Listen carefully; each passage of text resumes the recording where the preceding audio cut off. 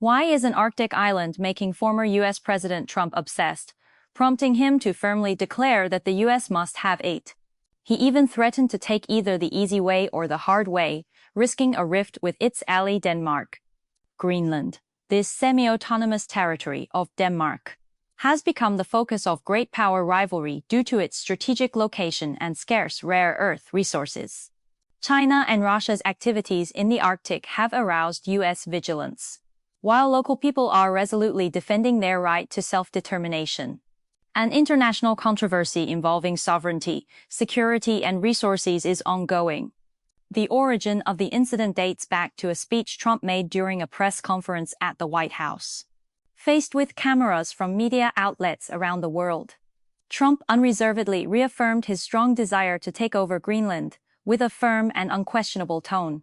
He clearly stated that the United States must own this Arctic island to prevent Russia or China from gaining control of it. During the interview, Trump repeatedly emphasized, between nations, ownership is fundamental. You have to defend ownership, not those temporary and unprotected lease rights. He further explained, for Greenland, the United States must take the responsibility of defending it. If we do not take active action, Russia or China will take advantage of the opportunity to seize this crucial island. This situation will never happen, and there is no room for negotiation on this point.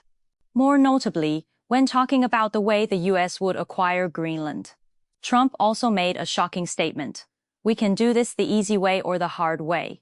This vague and threatening remark immediately triggered widespread speculation and concern in the international community. People have speculated that the so-called easy way may refer to relatively moderate means such as diplomatic negotiations and economic aid to facilitate the deal, while the hard way may imply military threats or even armed seizure. This is not the first time Trump has expressed his covetousness for Greenland. He previously proposed buying Greenland, which was clearly rejected by Denmark and Greenland at that time. Now, bringing it up again with a tougher attitude, even threatening to take the hard way, has naturally sparked greater controversy. At this press conference, Trump also specifically mentioned his relations with China and Russia. He said, "I like China, I like Russia, I love the Chinese people, and I love the Russian people. I plan to visit China in April." But then he changed his tone, revealing his vigilance about China and Russia's activities in the Arctic throughout his speech, especially stating clearly, "I don't want them to be neighbors of Greenland, and this situation will never happen." This seemingly contradictory statement actually has a clear strategic consideration behind it. Trump wants to convey the core message that although he maintains good personal at the national level, the United States will not allow China and Russia to dominate Greenland, a strategically vital region. This also indirectly confirms the importance of Greenland in the U.S. global strategic layout. So, what kind of island is Greenland, and why has it become such an important target for Trump? First of all, we need to clarify Greenland's political status. It is not an independent sovereign state, but a semi-autonomous territory of Denmark, a NATO member state. This means that Greenland has a certain degree of autonomy in internal affairs, such as making its own decisions on economic development, culture and education, but still needs to be under Denmark's jurisdiction and leadership in core affairs involving national sovereignty such as foreign affairs and national defense. Located in the northeastern part of North America, between the Arctic Ocean and the Atlantic Ocean, Greenland is the largest island in the world, with a total area of 2.166 million square kilometers. Although it is vast in area, most of it is located within the Arctic Circle, with a harsh climate and a very high proportion of glacial coverage. So the population is relatively sparse, with a total of about 56,000 people. The main residents are Inuit and Danish descendants, and the capital is Nuuk. As a semi-autonomous territory of Denmark, Greenland has a profound historical origin and close political ties with Denmark. The Danish government provides certain financial support to Greenland every year to help it maintain social operation and economic development. After Trump put forward the request to take over Greenland, Denmark responded clearly immediately, directly stating that Trump's request is unacceptable. The Danish government believes that the ownership of Greenland has long been clear. It is an inalienable part of Danish territory. Any country that attempts to gain control of Greenland without Denmark's permission is a serious violation of Denmark's national sovereignty and violates international law and basic norms of international relations. Denmark's attitude is not accidental. After all, as a semi-autonomous territory of Denmark, Greenland's sovereignty has clear legal basis and historical inheritance. Trump's request is undoubtedly challenging Denmark's national sovereignty bottom line. Moreover, as a NATO member state, Denmark has always maintained an ally relationship with the United States in international affairs. But on the Greenland issue, Denmark will obviously not sacrifice its own national interests because of the ally relationship. The Danish Prime Minister and relevant government officials have emphasized on many occasions in public. The future of Greenland must respect Denmark's sovereignty and the will of the Greenlandic people. No attempt by the United States will be recognized or cooperated with by Denmark. This statement also clearly conveys Denmark's firm position on this issue. In addition to the Danish government, local political forces in Greenland also responded. Quickly, the 5 major political parties in Greenland jointly issued a stern joint statement. In the statement, these 5 political parties unanimously emphasized that the future destiny of Greenland must be decided independently by the Greenlandic people, and no external country has the right to interfere. The statement clearly pointed out, the Greenlandic people have the right to national self-determination, which is protected by international law. No country, whether the United States or any other country, can ignore the will of the Greenlandic people and arbitrarily decide the ownership and future of Greenland. At the same time, this joint statement also specifically called on the U.S. government to stop ignoring Greenland when putting forward relevant requests. The United States did not consider the feelings and interests of the Greenlandic people at all. This approach is extremely disrespectful and violates the principles of fairness and justice, recognized by the international community. It is hoped that the United States will face up to the demands of the Greenlandic people and stop all words and deeds that may infringe on Greenland's interests. The joint statement of Greenland's 5 major political parties fully reflects the Greenlandic people's attention to the right to dominate their own destiny.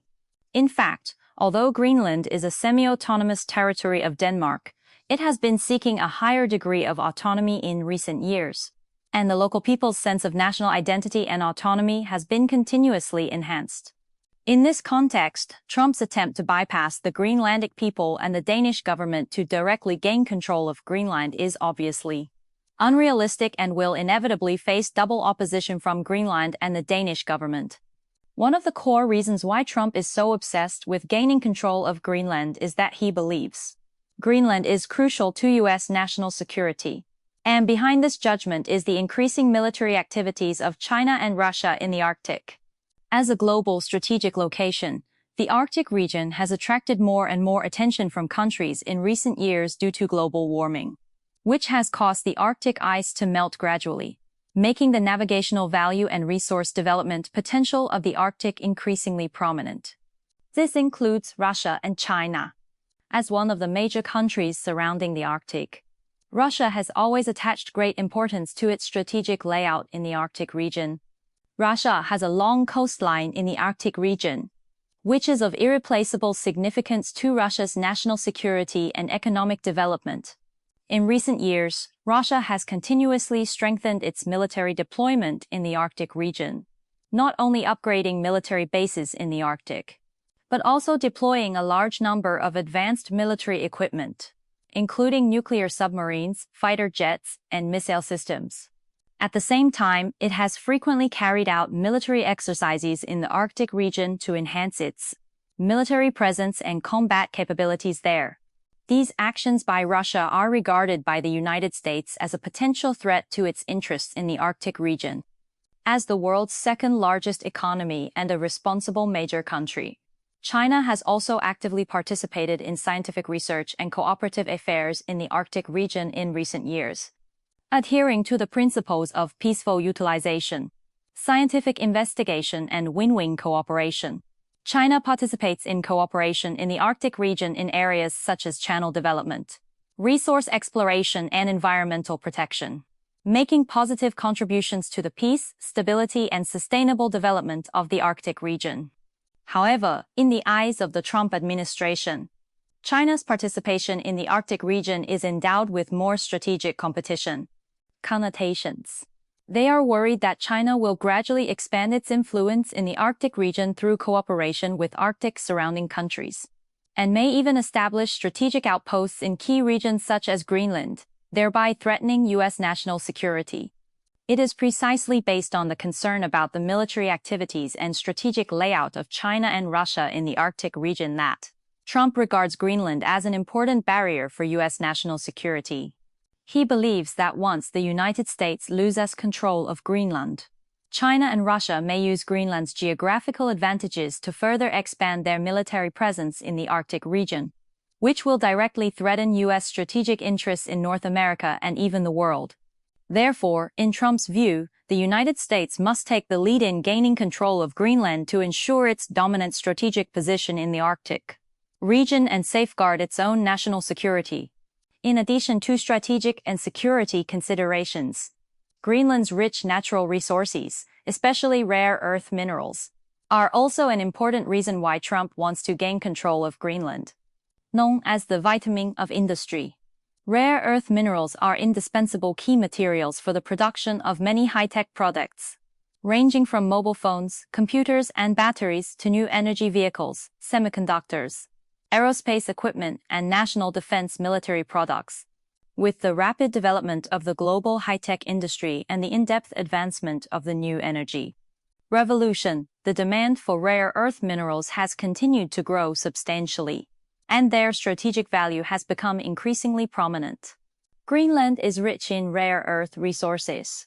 According to relevant statistical data, Greenland's proven rare earth mineral reserves are among the highest in the world, and its rare earth mines have high grade and great potential for mining and refining. At present, the global distribution of rare earth resources is relatively concentrated, mainly in China, the United States, Russia, Australia, and other countries. Among them, China occupies an important position in the global rare earth industry chain, with not only abundant reserves, but also strong competitiveness in mining, refining, and processing links. For the United States, excessive reliance on external rare earth supplies poses certain strategic risks. Once the supply of rare earths is cut off, it will seriously affect the development of the U.S. high-tech industry and national defense industry. Therefore, gaining control of Greenland's rare earth resources can not only ensure the U.S.'s own demand for rare earth resources and reduce its dependence on external supplies, but also enable it to occupy a more favorable position in the global rare earth industry chain and enhance its competitiveness in the high-tech and national defense fields. For this reason, Greenland's rare earth resources have become one of the important targets coveted by the United States. Trump's desire to take over Greenland also has clear economic and industrial strategic considerations behind it. He hopes to provide stable resource guarantees for the development of the U.S. high-tech industry and national defense industry by controlling Greenland's rare earth resources, and at the same time restrict the development of other countries in related fields to maintain the U.S.'s dominant position in the global industrial chain. However, Trump's series of attempts are facing strong opposition from Denmark, and Denmark has issued a heavy warning. If the United States tries to seize control of Greenland by force, it will lead to the end of the transatlantic alliance. The transatlantic alliance mentioned here mainly refers to the military-political alliance centered on the United States and European NATO member states, established during the Cold War to jointly respond to the threat from the Soviet Union. The alliance has further expanded its scale and influence after the end of the Cold War, becoming an important tool for safeguarding U.S. interests in Europe and even the world. As one of the founding members of NATO, Denmark plays an important role in the transatlantic alliance and maintains close military and political cooperation with the United States. But on the Greenland issue, Denmark will obviously not compromise. because the ownership of Greenland is Denmark's core national interest. Once the United States invades Denmark's sovereignty by force, Denmark will inevitably take firm countermeasures. And terminating the transatlantic alliance with the United States is one of the most powerful countermeasures Denmark can take. Denmark's warning is not groundless. The transatlantic alliance has been able to maintain so far, mainly based on mutual trust and common interests among member states. If the United States, as the leader of the alliance, pursues its own interests at the expense of violating the sovereignty of its allies, it will inevitably shake the trust foundation of the entire transatlantic alliance. Other NATO member states will also become vigilant against the United States, worrying that the United States will sacrifice the interests of its allies for its own interests, leading to division within the alliance. In fact, when Trump previously threatened to use military force against Greenland, it had already aroused strong dissatisfaction among European allies. Many European countries have expressed their support for Denmark and opposed U.S. hegemonic acts. This fully shows that the US's tough stance on the Greenland issue has aroused widespread resentment among European allies. Faced with such a complex situation, communication between the United States and Denmark is particularly important.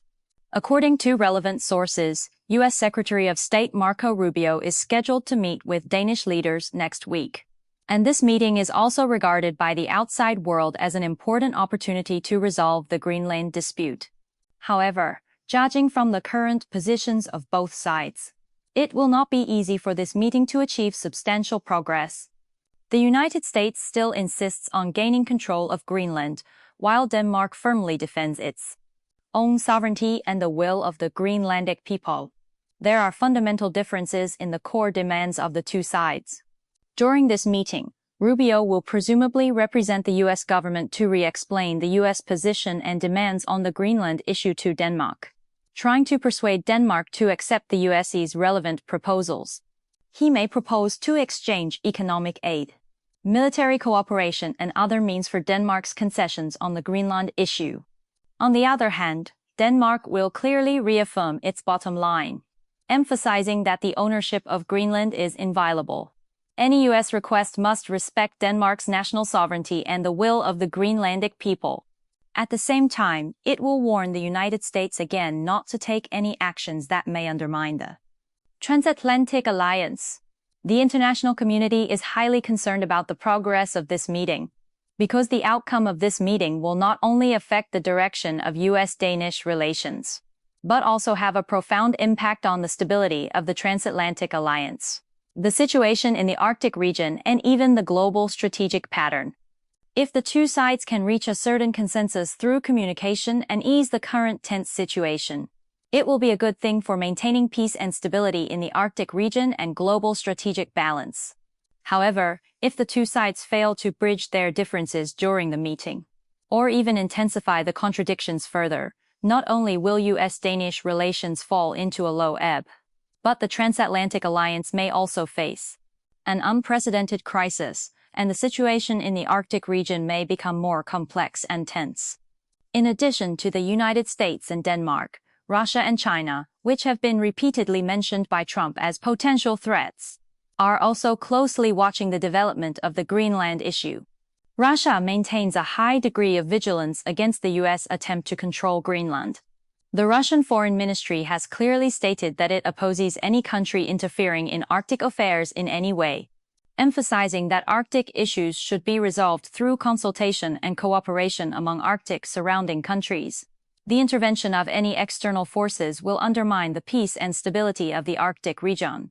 Russia also stated that it will continue to strengthen its military deployment and strategic layout in the Arctic region to respond to various possible security threats. China has always adhered to the principles of peaceful utilization of the Arctic and win-win cooperation. Chinese Foreign Ministry spokespersons have stated on many occasions that Arctic affairs should be jointly participated in and governed by all stakeholders, including Arctic surrounding countries. No country has the right to unilaterally dominate Arctic affairs. China respects the sovereignty and territorial integrity of Arctic surrounding countries and the will of the Greenlandic people, and hopes that all relevant parties can resolve differences through peaceful consultations to maintain the peace, stability, and sustainable development of the Arctic region.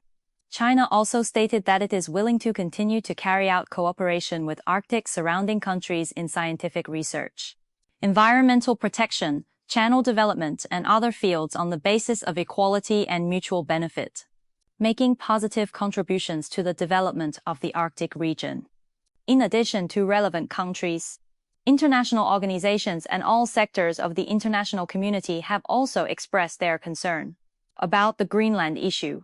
The United Nations has called on all relevant parties to exercise restraint, resolve differences through peaceful means, respect international law and basic norms of international relations, as well as the sovereignty and territorial integrity of all countries and the people's right to self-determination. Many international think tanks and experts and scholars have conducted in-depth analyses on the Greenland issue. They generally believe that Trump's attempt to take over Greenland is unrealistic. It will not only be firmly opposed by Denmark and Greenland, but also arouse widespread condemnation from the international community and ultimately fail. At the same time, they also pointed out that the strategic position of the Arctic region is becoming increasingly important. Relevant countries should abandon the zero-sum game mentality and maintain peace and stability in the Arctic region through dialogue and cooperation, and jointly promote the sustainable development of the Arctic region.